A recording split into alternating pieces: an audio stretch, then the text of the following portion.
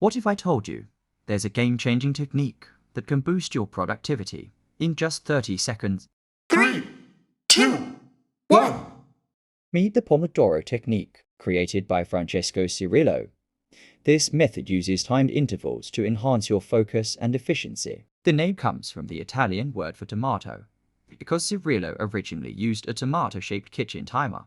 Here's how it works. Start with a 25-minute focused work session. During this time, dive deep into your tasks.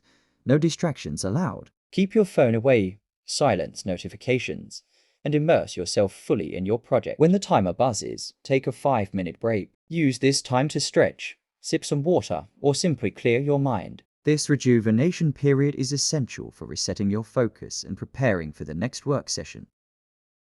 Incorporating the Pomodoro Technique into your routine can lead to astonishing results. Whether you're a student tackling assignments, a professional working on complex projects, or anyone looking to boost their productivity, this technique can help you achieve your goals with greater efficiency.